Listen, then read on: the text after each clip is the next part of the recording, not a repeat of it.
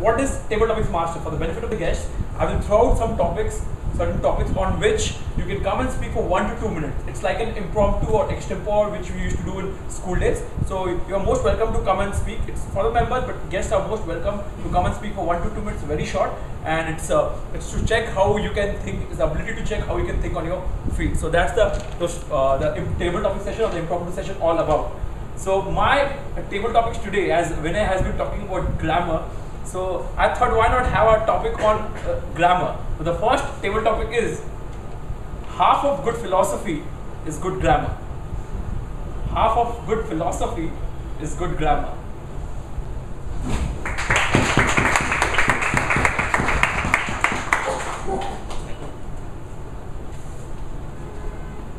My friends used to complain that I keep philosophizing too much. So I started going back to my college days.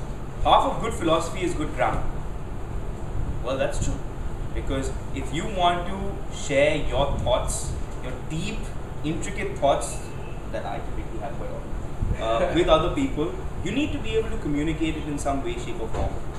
Now, if you while speaking in public, when you write a speech or you take part in a table topic session, you always love to make a secret quote from that special person you've read about in passing in the paper, or some quote from some gentleman from the past who doesn't exist anymore, and you want to make yourself sound important. You realize that each of those quotes is nothing but a collection of words used in really good grammar. The reason why it rings in our minds and why they'll be etched in history is because of the way the structure was put together in a sentence that we sat back and said, wow, this is amazing.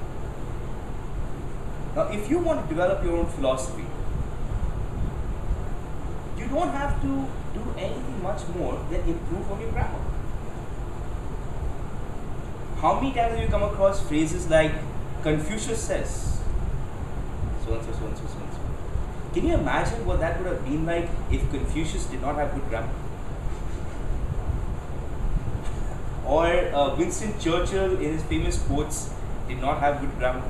Or Mahatma Gandhi did not have good grammar? And sometimes I even wonder if all of these people who were quoting had someone correcting their grammar.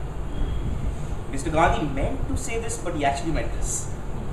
Like a grammarian does at the end of every single meeting. Something to think about.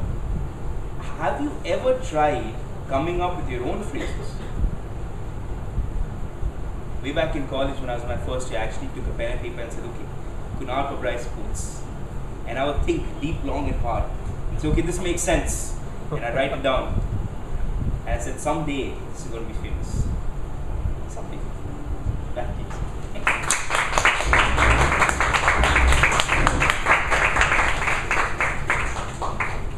Thank you, Kunal. It always, as rightly pointed out, I always wonder whether some of my quotes can come out to be really, really cool. Because sometimes if I happen to say something or to someone, that person says, oh, even if it's my quote, like, where have you taken it from? So it always happens. So that's why I've thought of giving up on using amazing phrases to people and rather use used phrases.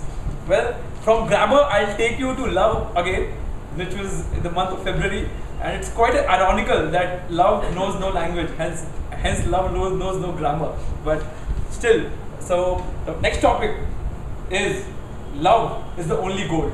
Very simple topic. Love is the only gold.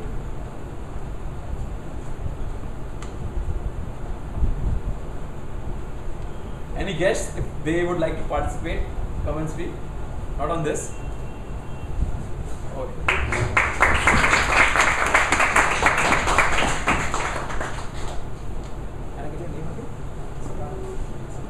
Okay, Sukan on love is only gold.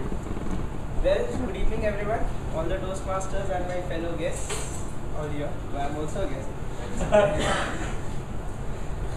It's like a time of, it's a love week, Valentine's week is going on. And probably for me what I'll say is that love is in every corner and I'm probably moving in a circle. So I haven't met anyone So I haven't seen that goal, but yes, what I feel, love is very important. what my parents have done to me, what they have done for me, everything. It's all those love which is why I'm here. I'm quite like the same story what Ankit told me. It's the same story for us also. We both of us told you. So we also share same things. The love of our friends, love of our seniors, all those the time that we had some ragging and everything stuff. Those are those amazing stuffs, and that's all. So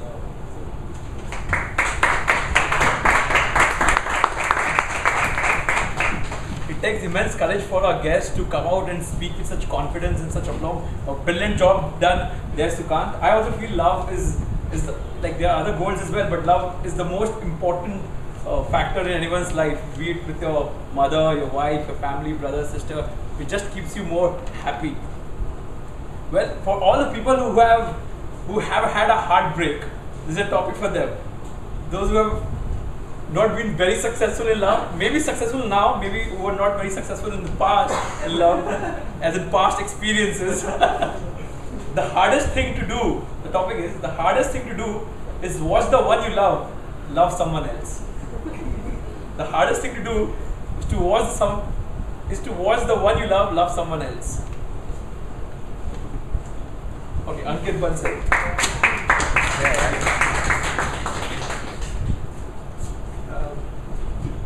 The topic is very nice for me. I missed this thing in my speech. I had a breakup with my girlfriend just 5 days before my exam. It was really very the condition then when you have a heartbreak is not very good. You really need someone to back you up, and thank God I had a couple of my friends, female friends of course, who really backed me up and were like, forget her. It's really hard when you see your girlfriend going out with someone else. And the other day when I logged on to FB and I saw her pic with someone else, it really makes you feel like, how can she do that to me? What wrong did I do when I was with her that she does something like that? And trust me, instantly I called her and I'm like, oh, so you got someone else? Like, no, don't worry, he's just a friend, that's how it goes on. So naturally some scars which come into your life do stay, and for a long time, it does take a really long time to heal up. But yes, these things do teach you that nothing is permanent. It still hurts me sometimes, but when I think that it's okay, let's take it this way, that these few years or 4 years when I was with her, that is the best part of my journey in my school years or my teenage. So when you look at it at that positive approach, it makes you feel better, and you really also feel alright even if she gets on with someone else, because then like fine, even I'm happy, even she's happy, and things are alright.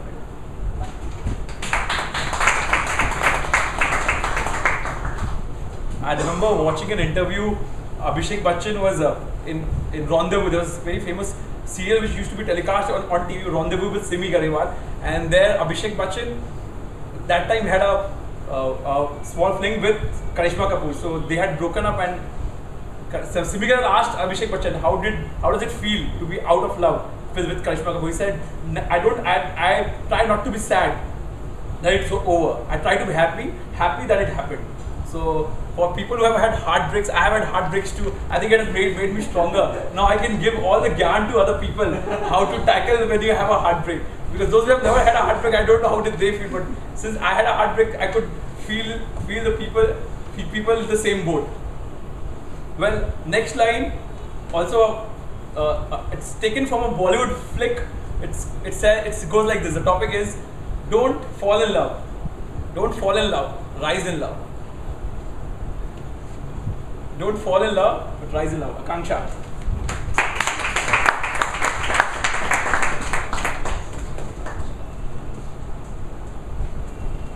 Good evening, everyone. Once again, Good evening.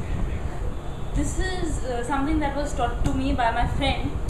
He told me, don't fall in love, but rise in love.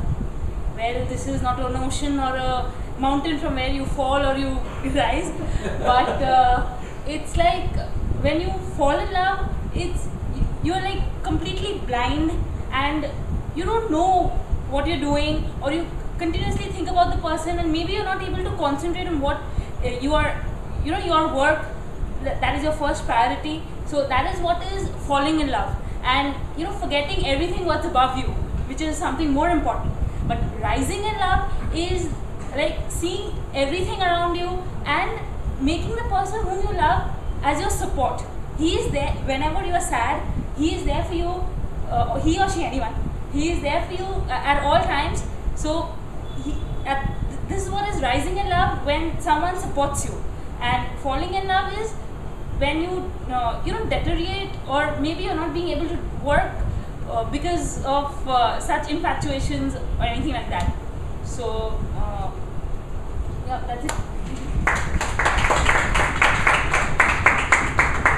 Such good words of wisdom from such a young girl. When I was 18, I did not know anything about LOVE. Well, our next topic is a corollary to the previous topic, but it's not about love. It's a general topic, a quote which has been said by some famous person. It goes like this: our greatest glory is not in never failing. Our greatest glory is not in never failing, but in rising every time we fall. Mr. Pabrai.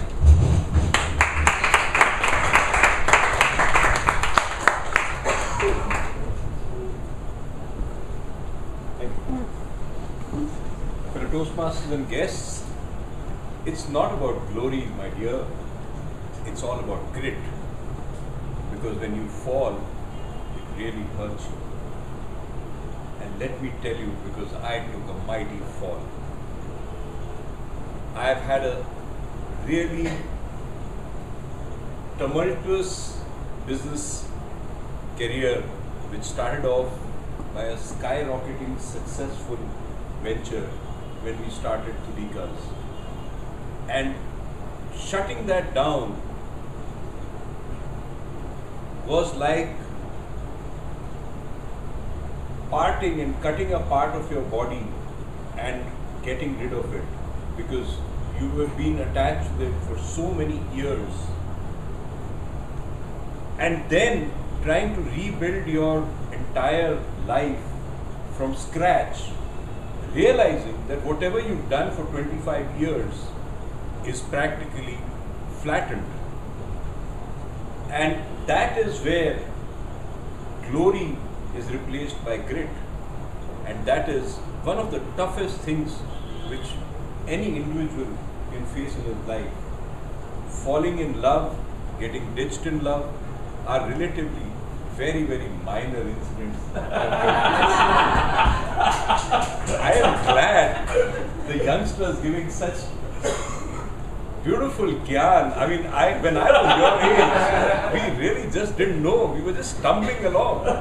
But this is real life, and you probably, this is experience, and probably some of you might face these situations. Don't get hurt by them. That's the only advice I can give. I fell, I got up, and that second journey has been, trust me when I tell you this, the second journey has been more wonderful than the first one. And that's the way it should be.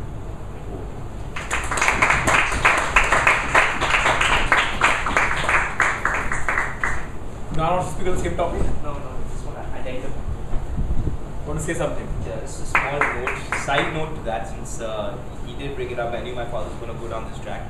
The bounce back for over a period of 25 years, the first company that Mr. Pabrai ran had reached a certain sales level, and then he had to shut that entire company down and start everything again from scratch, which means, if you know business, from a new trade license, new factory, new everything. Within a period of 3 years, in fact just last month, we've crossed the highest sales level that the previous company had over a period of 25 years. So that's been a huge capacity. Oh, that's a fantastic news. That's why Nishant Pabrai keeps on calling me, dude, I will treat you anywhere you want. Well, I'm sure Fresh and Natural is doing amazingly well, and I hope it continues to expand and grow like there's no tomorrow. So all the best to Mr. Pabrai, the Pabrais for their venture. The next topic, now that Mr. Pabrai has brought us to reality out of the love life, I'll have some serious topics of discussion, some core topics. So the next topic is another very interesting topic, which I feel is the most important rule of survival. The most important rule of survival is feeling sorry for oneself doesn't work. The most important rule of survival is feeling sorry for oneself doesn't work. Anu, you would like to give it a shot?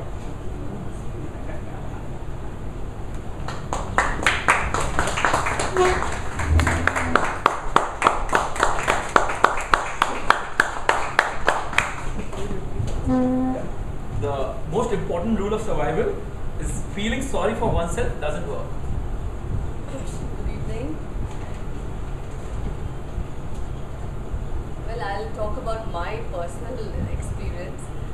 I've always been a very shy girl and I've always been very timid, and it's been a long journey. And there have been a lot of times where I've always wanted to do things, but just because of my shy and timid nature, I was unable to come up to the podium or unable to do things which I wanted to do, but I never had the courage to do it. So these are the things which puts you down, and these are the moments when you feel very depressed, unable to do what you want to do. So I don't think that stage should come in your life, because in today's time you need to come out of those insecurities and just be bold enough to face the levels of your life. It is very important that everybody goes through these insecurities, everybody goes through these moments, but when you just come out of it and face it with a smile and a lot of think of your a lot of I would say the flaws gets hidden and they fall back, and then you feel so much confident that those things don't matter anymore. So it is very important to come out of your moments of flaws and just deal your life with a lot of courage, face it with a smile, and that will work beautifully. Thank you. As Tanu said, I remember two quotes on the word smile, which many of you, the Toastmasters, might have heard from. I've heard it from Toastmasters only. First quote which I heard about smile is the only curve that sets everything straight. And the second quote also I've heard from one of the very senior Toastmasters, CK. He says, smile is the second best thing you can do with your lips. Well, now this is the final topic for all those of you who've been thinking that yes, I will go for the next topic. This is your last chance to come here and speak. The master of pleasure is not he who abstains from it. The master of pleasure is not he who abstains from it, but he who uses it without being carried away. Any guest would you like to come and speak? Or any member? Okay, a guest from.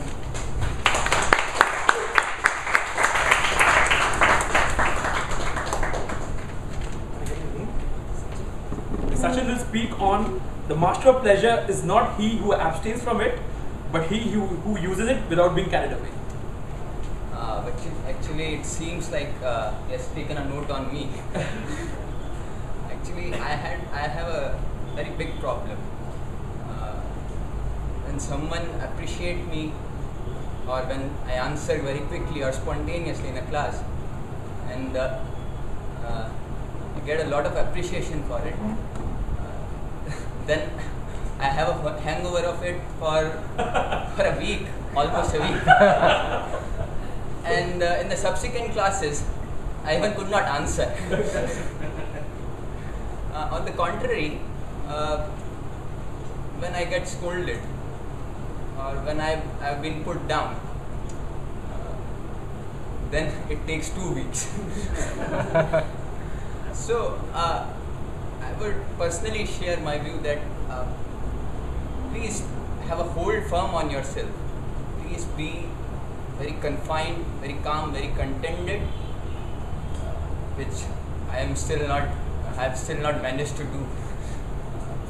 So that's all I want to say.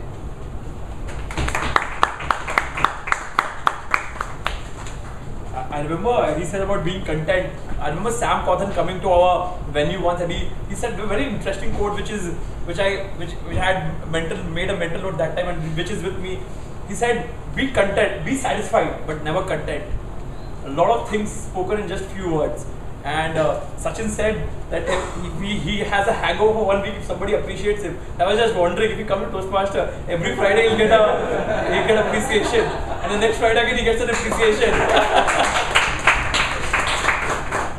And probably he'll have a hangover till eternity till he's a member of Toastmasters. Well, this is the end of the table topic session. I would like to hand back to the very dashing and charming Toastmaster Vinay Bamalwa.